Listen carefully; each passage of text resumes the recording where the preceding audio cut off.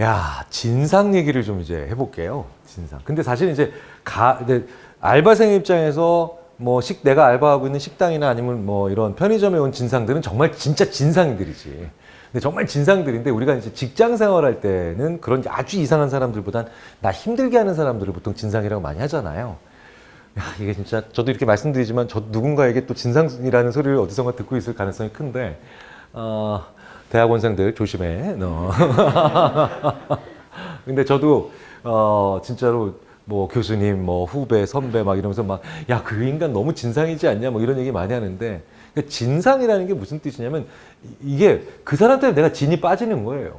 내가 진이 좀 빠져요. 물론 그 진짜가 다른 뜻인데 진상이란 말을 딱 들었을 때 저는 걔 때문에 나 진 빠진다라고 하면 이제 그게 진상이죠. 근데 또 진상의 유형은 정말 문화의 다양한 만큼 정말 진상의 유형도 다양한데 나는 그렇게까지 얘기 안 했는데 굉장히 감정적으로 나오는 사람들 진짜 진 빠지죠. 진 빠지죠. 예, 그러니까 저는 이런 건 이렇게 된 거야 라고 하면 넌 내가 그렇게 마음에 안 드니? 막 이렇게 나오는 사람들. 그렇죠? 그리고 아주 가벼운 농담을 했는데 막 굉장히 모독당한 것처럼 나오는 사람들. 정말 힘들죠. 네. 그래서 그게 많은 경우에 기업이나 같은 이런 조직이나 학교 같은 이런 사람들이 모여 있는 데서 내가 사람이 요만큼 반응할 거라고 생각했는데 이따만큼 반응하는 거. 그게 진상이에요. 근데 오히려 이따만큼 반응할 거, 이만큼 반응할 거라고 생각했는데 이만큼 반응하면 그건 진상이 아니에요. 대부분 보면 그건 진상이 아니라 뭔가 좀 다른 이름. 뭐 덕후, 뭐 아니면 뭐 개념이 없는 뭔가 좀 다른 혹은 관심이 없는 뭐 이런 여러 가지 무덤덤한 이런 사람을 보죠. 그러니까 진상을 척도로 얘기하자면 나는 당신이 요만큼 반응할 거라고 생각했는데 이만큼 반응하는 모든 종류의 감정 체계를 우리가 대할 때마다 그걸 진상이라고 보는 것 같아요. 자, 그래서 이런 경우가 있습니다. 그러니까 실제로 이것도 보면은 마찬가지로 저희에게 이런 사연을 좀 주셨어요. 그러니까 내가 요 후배에게 요 정도는 요렇게 고치면 될 것 같아. 이렇게 하면 되는 거다라고 했는데 갑자기 막 거의 울면서 제가 그렇게 싫으신가요? 내가 그렇게 잘못했나요? 참 이게 대책이 안 쓰죠.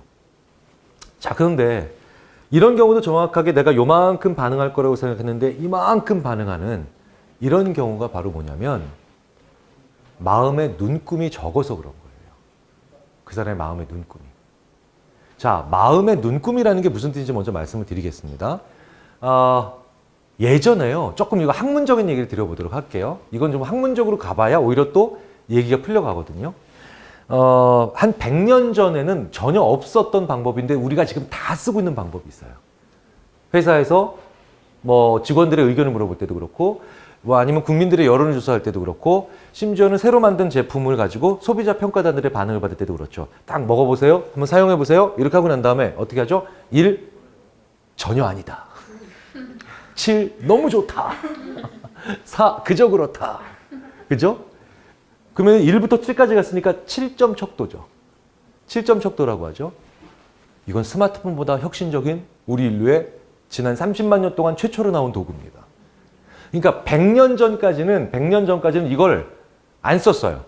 근데 이걸 우리가 어떻게 쓸 수 있느냐? 이게 저 같은 심리학자 중에서도 저 같은 인지심리학자들의 역할이 좀 있었죠.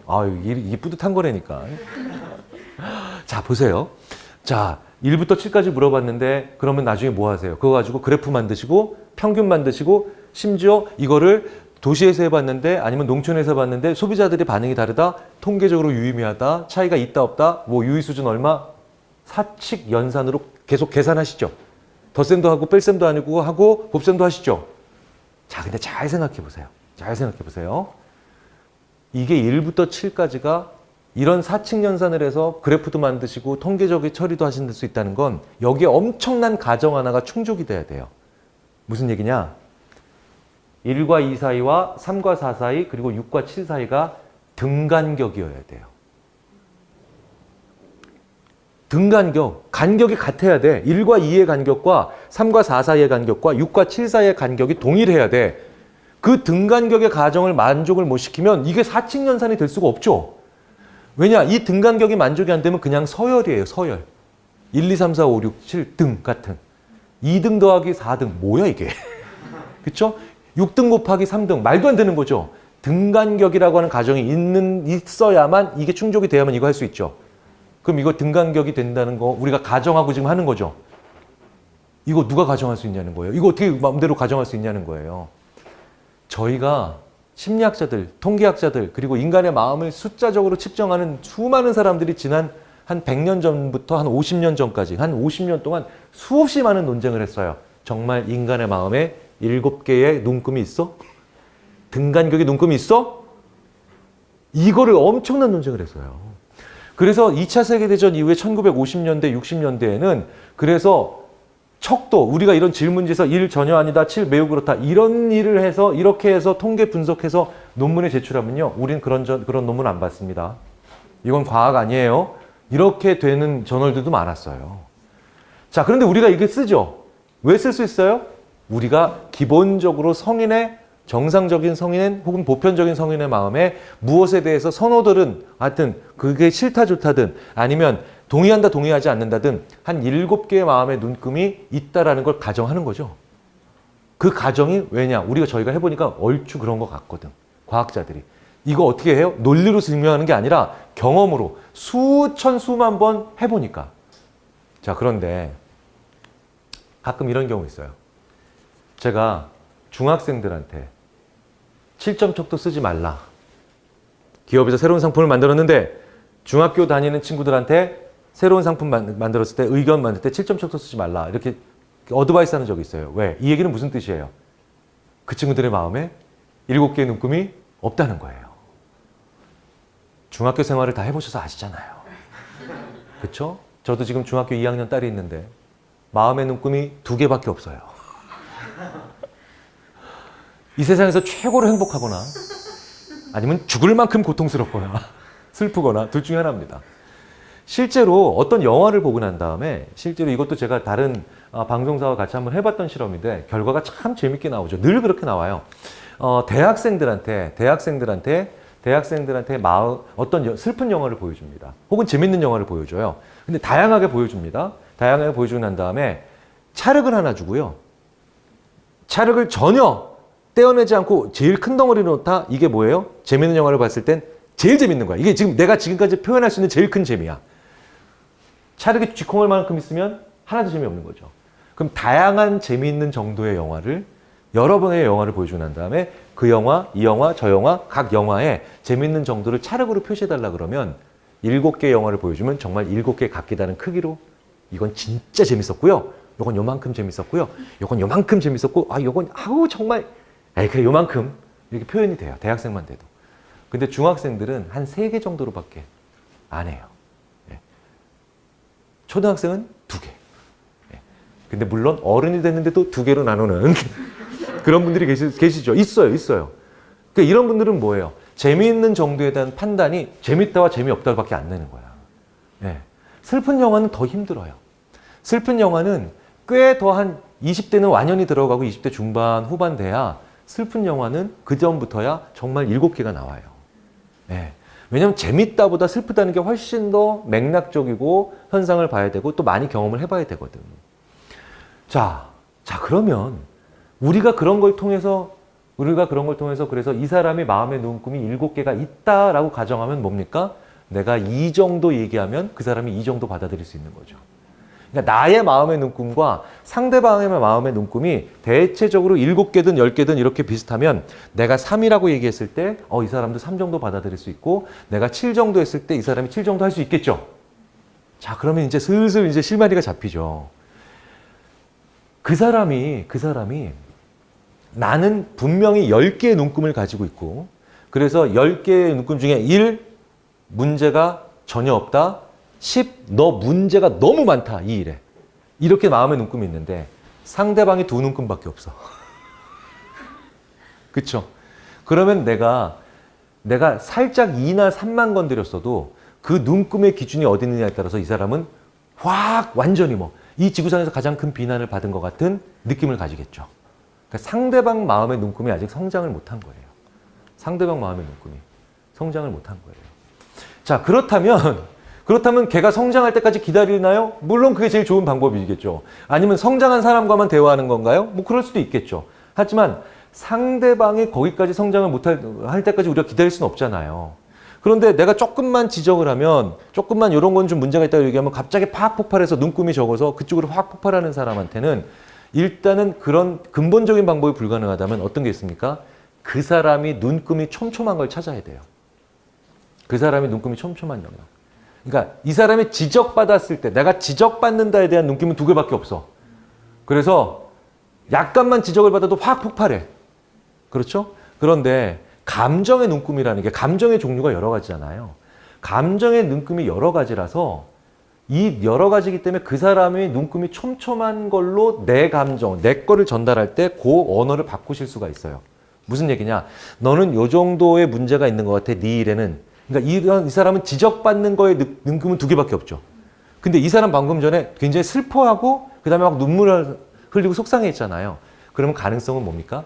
속상하거나 눈물을 흘리거나 이런 슬픔의 눈금은 이 사람은 꽤 촘촘할 수 있어요. 그럼 나의 말을 어떻게 바꿔야 되느냐? 나의 말을 어떻게 바꿀 필요가 있느냐? 네가 이 일을 이렇게 해서, 야, 나는 조금 속상하다, 야. 난 좀 슬프다, 야. 그러니까 이걸 갖다가 내가 느끼는 감정 있죠? 내가 느끼는 감정으로 좀 바꿔줄 필요가 있어요. 그게 마음의 눈금입니다.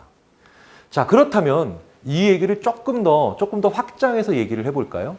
우리 인생이요.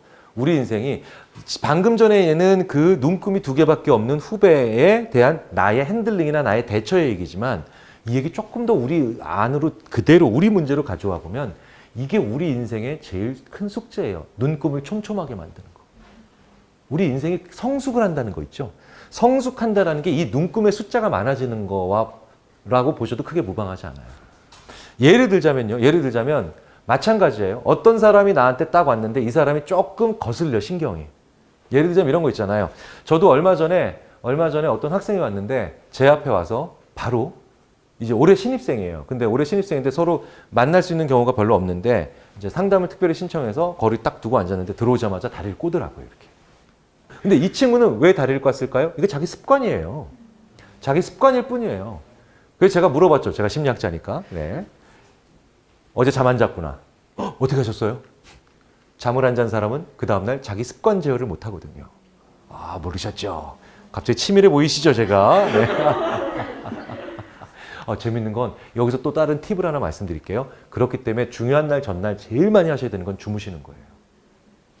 내가 그 다음날 논리적이고 이성적으로 말을 못해서 내 프로젝트나 아니면 나의 거래가 망가지는 것보다 잠을 자지 않으면 오히려 논리와 이성은 오히려 그대로 정신 집중을 하면 괜찮습니다. 의지력 발휘하면. 근데 의지력으로 통제가 안 되는 부분이 확 비어버려요. 그게 바로 뭐냐?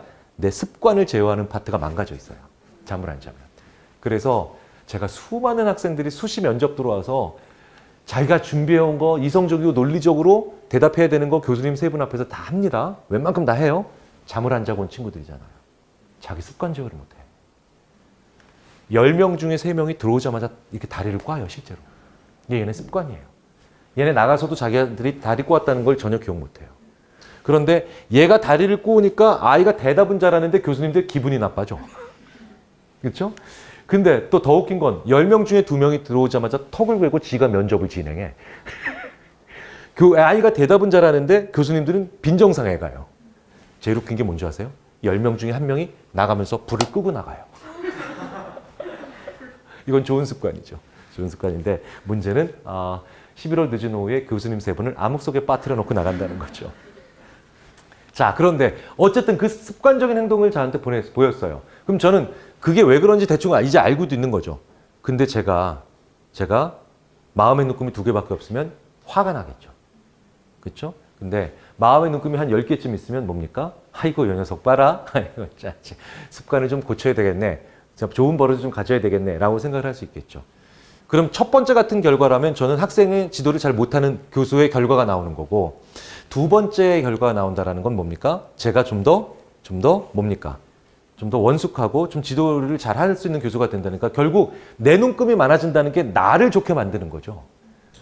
자, 그런데 내 눈금을 촘촘하게 만드는 방법이 하나 있어요.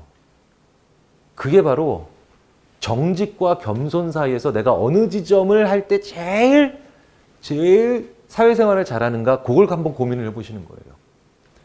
왜냐하면 정직과 겸손 모두 좋은 뜻이잖아요. 그런데 정직도 너무 눈금이 없이 한 방향으로 가면 큰일 납니다. 정직하면 이럴 수 있죠. 정직하면 좋은 거지만 너무 정직하면, 너무 정직하다는 게 개념 없이 정직하면 이렇죠. 부장님이 야 오늘 옷 어떠니? 딱 이러면 추합니다. 그냥 컨트리틱 하세요. 이런 부장님이 아무리 얘가 정직해도 진짜 기분 나쁘게 될 거 아니에요. 근데 정직의 반대편에 또 다른 좋은 게 있는데 정직과는 좀 다른 방향의 좋은 측면이 있어요. 그게 겸손이에요. 겸손. 근데 겸손도요, 지나치면 참 재수없죠. 예. 굉장히 일을 열심히 해서 뭔가를 프로젝트를 잘했는데, 김 과장 너무 잘했어. 훌륭해. 야, 이게 노력을 하더니 결실을 맺었네. 딱 이랬는데, 그저 운이 좋았을 뿐입니다. 재수없어, 이런 사람들.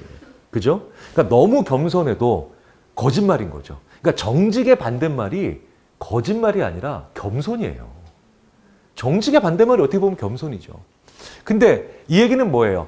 겸손도 어느 정도 들어가 있고 정직도 어느 정도 들어가 있으면 그게 굉장히 원숙한 사회생활이에요. 그 지점을 찾는 게 너무너무 어렵죠. 그러면 정직과 겸손에서 정직을 몇 스푼 넣고 겸손을 몇 스푼 넣어야 이게 이 자리에서 가장 정확한 대화가 되고 있고 상대방에게 가장 기분 나쁘지 않고 그 다음에 그 사람과 좋은 소통을 할 수 있는가, 이 고민이 있어야 되잖아요. 우리 인생이 그것 때문에 이제 긴 여정인 거죠. 답은 저도 없어요. 답은 저도 없는데 제가 이렇게 말씀드립니다. 우리 인생이 결국은 좋은 사람이 돼가는 과정이 정직과 겸손 사이에서 정직 반, 겸손 반, 혹은 정직 다, 겸손만 다라고 하는 이런 눈금이 아니라 정직과 겸손을 얼마나 정교한 비율로 배합해서 눈금을 만들어내느냐가 우리 인생이다. 그래서 나는 여기서 정직 3일고 겸손 7일까? 혹은 여기선 정직 7이고 겸손 3일까? 이걸 늘 고민을 해봅니다. 요 고민을 하면서 사람들과 대화를 해보면 나는 거짓말을 해야 되나 안 해야 되느냐, 나는 아부를 해야 되느냐 안 해야 되느냐, 이런 차원의 고민보다 훨씬 더 좋은, 나를 좀 격이 있게 만드는 퀄리티로 만들면서도 괜찮게 나의 눈금도 발달시키고 그러면서 하나하나의 노하우를 쌓을 수 있는 사회생활이 되는 게 아닐까.